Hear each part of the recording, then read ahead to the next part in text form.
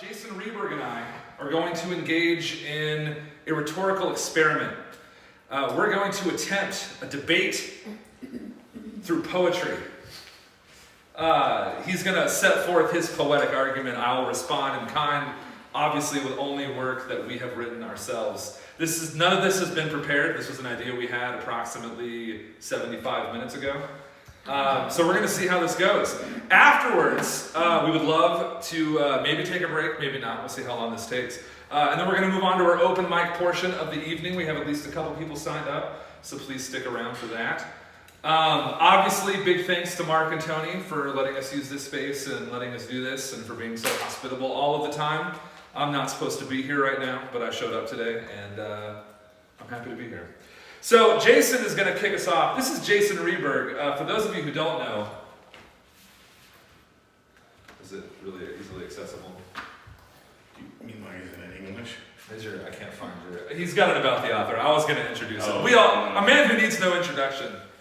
Jason Ryberg. Why don't you get us started? Mm-hmm. Woo! Yeah. Oh yeah. Okay. You start us off. Whereupon I am visited by the boatmaster Charon in my dreams, my illustrious opponent. An old white man with an old banjo playing Old Black Joe in a rowboat drifting through mist on a river at dawn somewhere, where water lilies have completely claimed both sides of the bank, up and down it for what could be miles, and the sky and trees look like one of those grand old paintings of the Adirondacks. But then something deep down inside of me says, boy, don't get in that boat. And then I am suddenly flailing and grasping in the dark for something, anything, to tether me to this world. All right. So my response, I'm going to have to use my phone for this one. This comes from my very first book of poems, Gently in Manner, Strongly Indeed, Poems on Eisenhower, and it's called To the Men of the USS Nautilus. A lonely trip north with no sky, no stars to guide you, just the currents and the welting sting of sonar. Claim the shelf, the deadly ocean floor as you drag your steel calyx through Charon's own water and touch the nose of Siberia. Your children will doubtless sleep heedless of their righteous fathers who sail dark under ice with docile lungs, emerge from their own coffin, prayers and coffee on their breath, and their minds already sailing toward respite. Years will burn before magnetic drums can punch a value we understand, but the barnacles on her sail can be counted, and that, my friends, is enough. Lies, all lies. Portrait of old man sitting on park bench. As dark spring clouds begin to collect and sag with the inverse sadness of the season, the sun is reduced to little more than a pocket flashlight shining through a thick fog. And someone's playing opera somewhere, out here on what I'd swear was an old-timey gramophone with that tinny, echoey tone. And a skinny old man is sitting on a park bench, sipping from a brown paper bag and nodding his head of wild white hair along with the music.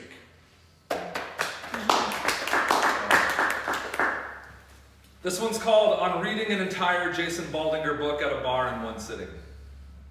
One shift ends, another begins. Generous tippers get free refills sometimes. We greet each thistle glass with warm surprise until the sun goes down. I should probably eat soon, I say a little too late. Crying in public is like crying alone. Both make you feel invisible.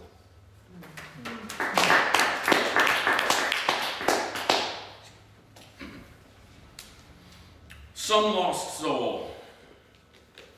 This train blows the same heavy blue notes in the rainy dark as it does in the sunshiny day at each town along its route, then moves on down the line to the next, leaving barking dogs and tree frogs in its wake.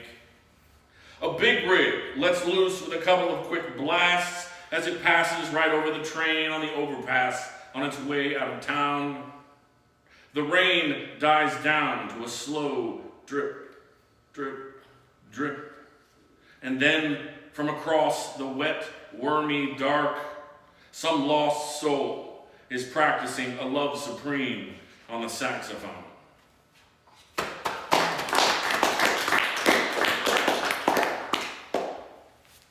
changing my answer.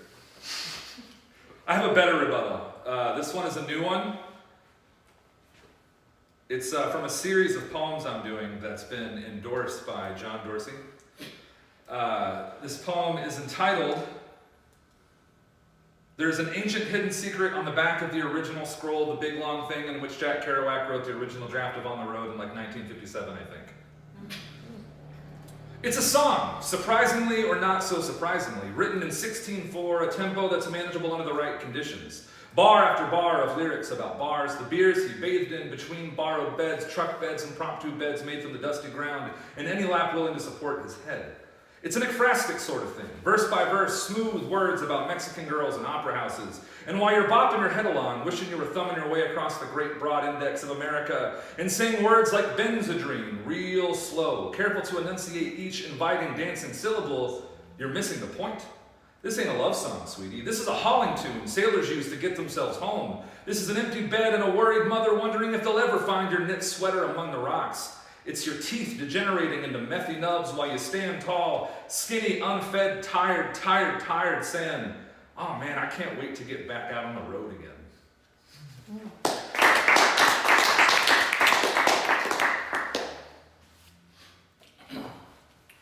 Stopping to take a piss on a cross-country trek after being tailed by a cop for the last 10 miles. This hot night, beside a country road that runs roughly parallel to the Missouri River, leaning against the car under the light of countless stars and listening to Sam and Dave on the radio, passing what's left of a bottle of Old Crow back and forth after a day of truck stop coffee and now only 20 minutes to go. So you just zen out and dial down a little. Sometimes, when the universe says pull over, you do it.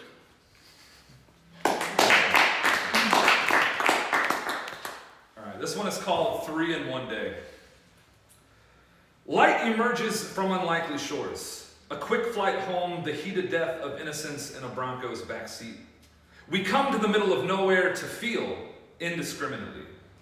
Get dressed to do what's left. Drive back, hide the car from the probing eyes of anyone. Stand in the shadows waiting to be let in, only to be soiled by his indifference. Unconcerned with excuses, you sail into the dark. Use the night sky to calculate the distance between 2 beds, 2 quick hearts than a third, now washed in furtive sweat. A glow so golden it shines through time. A beacon that blacks out the moon renders the past irrelevant.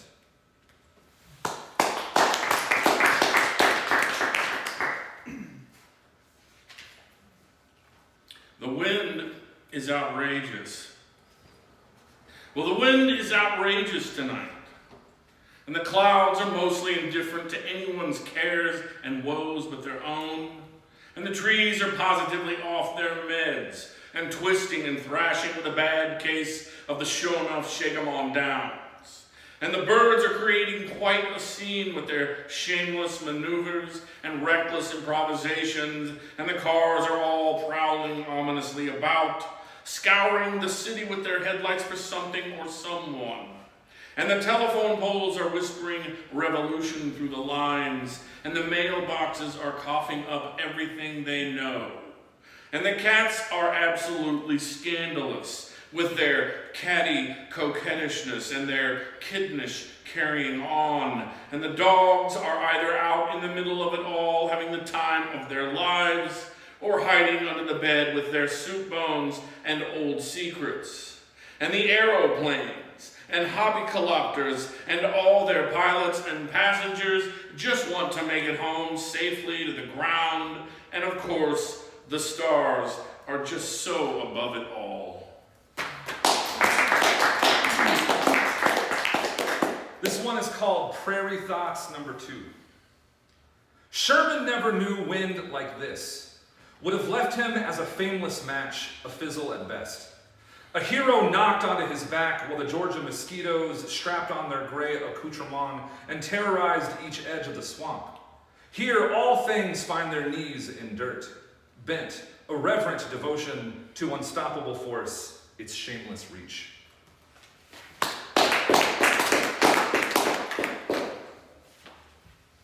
Killing it. There I was on stage for some reason with the Blind Boys of Alabama. At some big palatial opera house in front of a sold-out crowd of tuxedos and gowns, like I was born to be there.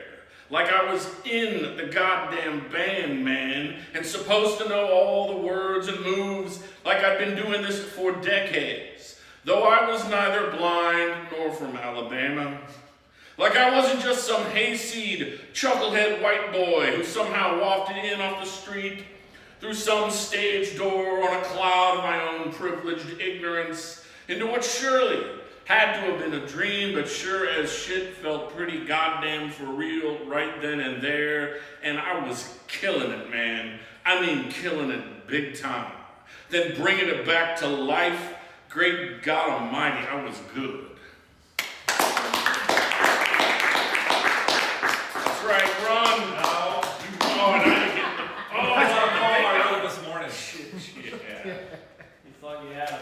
Thought you had me. This one is called There's an Ancient Hidden Secret on the Underside of a Conga's Drumhead. The human mind loves repetition, predictable outcomes, much more than it likes to admit. And at the same time, it longs for its own walls to fall, for stage lights and trumpets to tear it all down. And are the angels dancing? And is that rubble dust or cigarette smoke? Me and my house, we love dark corners, small tables. I love that his eyes are closed as he paints with his hands, smooth brushstrokes exploding in hollow, colorful bursts. Sound holes and other auditory fixtures, lambskin, palmetto vibes, Vodun tunes, Chano Pozo, and all that jazz set to the side. There is something just so animal in the elbows and palm meet, human rhythms and toto, the spot where vagrant passion meets simple geometry, finds their agreeable concussive solutions.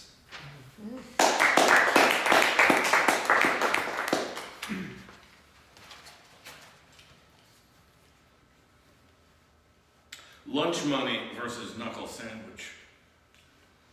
Time is the dank, haunted swamp upon which we've ill-advisedly built our fragile and fractious little city-state of the mind. Time is the blind master swordsman whittling you away over time to nothing with a million tiny cuts. Time is the huge troll that lives under the bridge that spans the chasm between points A and B on the flickering integer line of our lives. Horses, dogs, men, saints, outlaws, and CEOs, eagles and earthworms, the moth circling the porch light, the lone wolf on the hill, howling with the madness the moon causes him with its merciless and relentless stare. Nothing and nobody gets past this neighborhood bully without first giving up the lunch money, or it's a knuckle sandwich for sure, and not a second more of time for your trouble.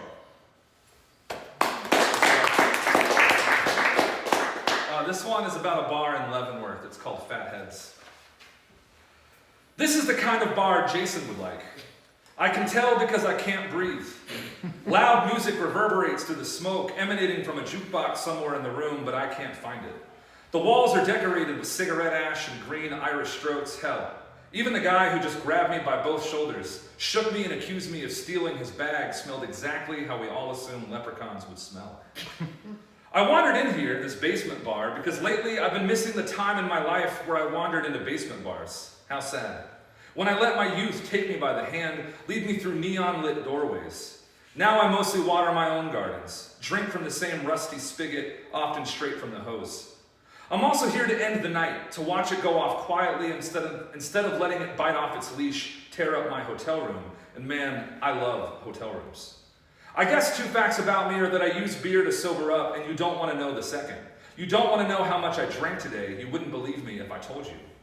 I count the things I'm falling back in love with. Old square televisions, ashtrays, wide toilets, and twiggy bartenders in black leggings. I watch as a guy tries to pick her up. These are his words, pick up. And she surprises all of us. This slender night bird who looks like she owns every leather-bound edition of H.P. Lovecraft in existence by flatly, even brusquely saying no. And he doesn't cry because he's distracted by the performance of it all, by the two high and tights who are shoving each other, so he smiles without his eyes and goes back to his friends, a table of red jerseys and frothy pints. I remember when I used to fear that kind of rejection, fear bars like this. I stood out with my poet's notebook, long hair, my ladylike way of having thoughts in front of people, my, as Shelby called them, soft, kind eyes. Maybe fear is what I miss. Last calls always leave me wistful. Not the guys next to me who are hollering for the nightbird because they want to take a shot with her, their treat. So she saunters and cools their howling hands, throws one back. It is conspicuously cranberry colored, a little communion cup of just juice, but they don't notice. They're too busy living in the moment.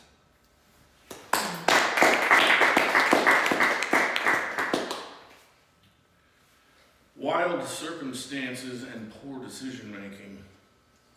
There was a time, and not that long ago, back when I still couldn't get enough of anything. When you could never have convinced me things could get any lonelier or more cosmically, existentially bleak and bottomless than a sleepless summer night in a small town you thought you left behind you a long time ago, but never really quite escaped from, no matter how many miles and years you put between it and you. And now you've somehow got yourself knocked back into its gravitational bonds again, via the classic and ever-reliable combo of wild circumstances and poor decision-making.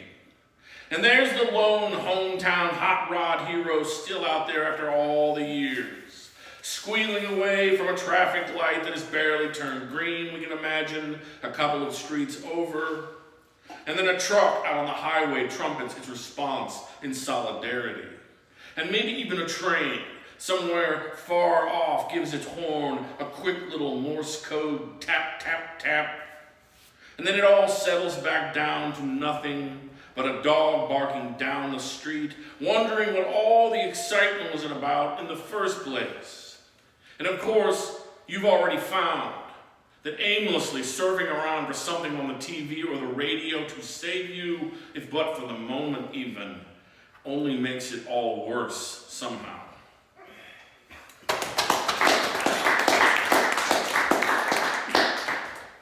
This one's called Sunrise. When I tell you I'm lonely, I don't just mean this night's a little quiet, that memories are ringing happier times while Tuesday evening does its thing. I mean that my chest is rattling like a storm window missing all but one of its screws, that I'm one bad breath away from disaster. My neighbors are either deep sleepers or unconcerned. If the only thing I can hear is my own voice, then I'm gonna hear it. Full tilt, fuck the cones, blow the speakers. I spend a lot of time thinking about broken glass, mirrors as they crumble, picture frames that were never meant to hang in one place that long. My skin has always been soft, quick healing. No calluses, only the weakest shade of pink across my knuckles, wounds of deep thinking and rash movement. When sleep comes, it's always a surprise. My clothes still on the next morning, sunrise, telling me it's time to see y'all again.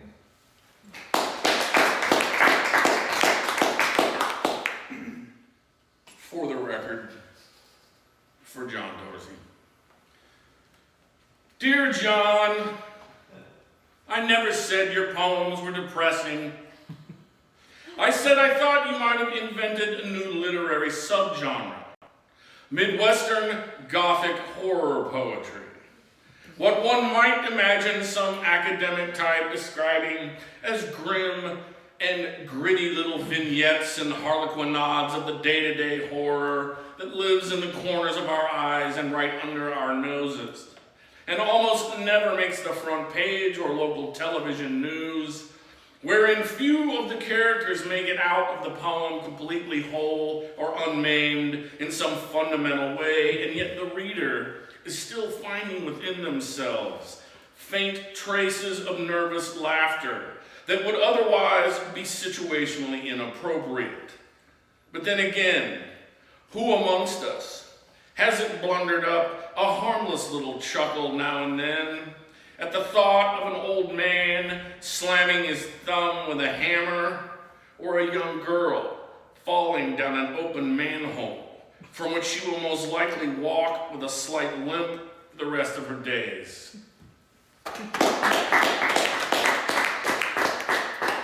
This one is called Maybe We Should Start a Poets Bowling League for John Dorsey. Would we play against other poets? The New York school in their mismatched jackets violently sending the ball away, short, choppy movements in any directions they feel like. Or a dapper group of modernists who never take their turn. They're too busy writing anthems about the polished floors, about the sine wave skyline of the pins, how coquina rock and strip mall architecture gives them hope. Or other kinds of writers. The tough guy pulp fiends who shine their bowling balls with ink ribbons. Or worse, Bret Easton Ellis, who spends the night not bowling at all. Refusing to pay the price for the shoe rental, just tells us we're all doing it wrong. He'd teach us the right way, but there are simply too many rules for our Miller High Life minds. But we know who it would really be, and they would win. A patchwork of men with custom bags, Hank embroidered at the center. They don't come for the cheese fries and beer, but for the taste of competition. Majored in marketing and now look at the bowling alley and see only its output potential. The ratio of pitchers being served to waitresses being paid to peddle them, and a few others who are surprised to see that poets can lift bowling balls at all. They thought books were for the weak, the only legs they have to stand on.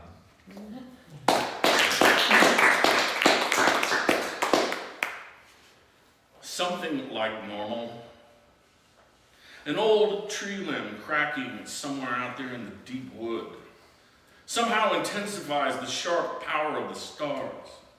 The darkness between them and all around us, and the stillness and silence that always follows until we are startled by the next rude intrusion, be it a cow bellowing in the distance or whippoorwill. And then everything settles on down back to something like normal, whatever that is.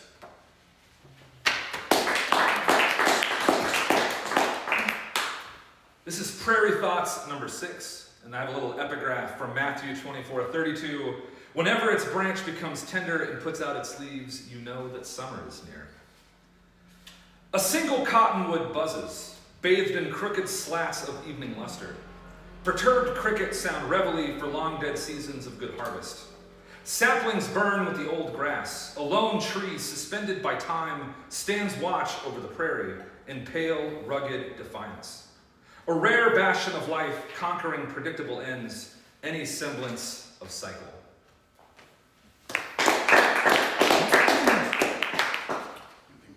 Two more. Yeah, I was going to say after this one, I was going to say final arguments. So. Red kite caught on a power line. Big old burly badass stud bull hunkered down and reposing leisurely beneath a tree, right next to a barbed wire fence that's only a few feet from a 2-lane highway, where a praying mantis is currently practicing its serene, slow-motion Tai Chi routine. Smack dab in the middle of the road, refusing to give ground to the fast-approaching primer gray Camaro, with no tail lights and a grill full of fur and blasting Zeppelin's Black Dog all over the Missouri countryside. And there, above it all, a red kite caught on a power line twists and shimmies in the hot, dry wind of mid-July. This one's called Highway 54. When I came home, I could hear the combines rumbling, all blades being sharpened for the harvest. The sky was dimming early, but I could still see the fields clinging on to their sturdiest children. The mere sight of Milo made my shoulders soften, broke the surface of 1,000 bad days, let them meld into one long memory. The story of how I got here. Doorways and highway exits, old rooms and new roads, the shape of people long since eroded from the structures, banished one windy day, gravel-cut ghosts haunting the roofs of our mouths. Yep. Closing statement. Closing statement. Black umbrella.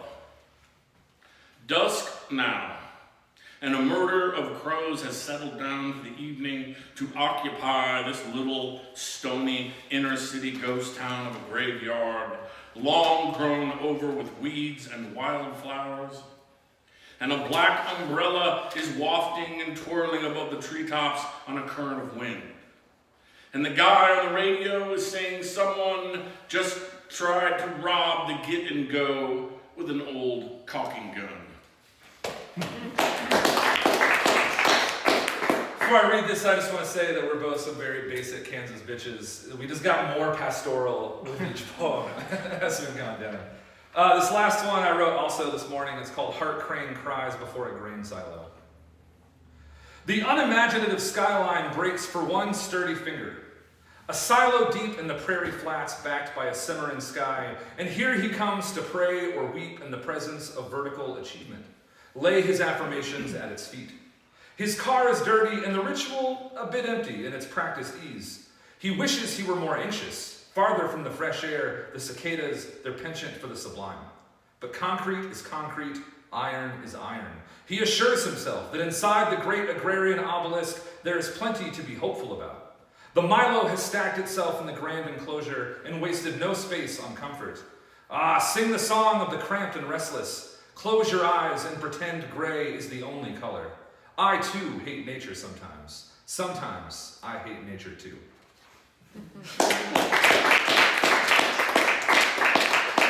Thank you very much for indulging that. Thank you very much for your time. That was quite an experience. That concludes. You have new? Oh yeah, so that concludes the debate, if you will. We do obviously have books for sale. He's got some new ones I've out. got 3 package deal for $30 if you're interested. All brand new. Yeah, I'm peddling The You We Know and Love, published by Spartan Press. Thank you, Mr. Ryberg. And I still have copies of A Horse Called Victory, Slip Rigs and Spiritual Growth, Angie and a Roommate. I got a whole library with me, so if you're interested, let me know. That's a whole lot of self-loathing for $30. I know, that's it's have to get self-loathing. So do we want to take a break, or we want to... I think a break would be fine. All right, let's take 5 minutes, and then in 10 minutes we'll reconvene.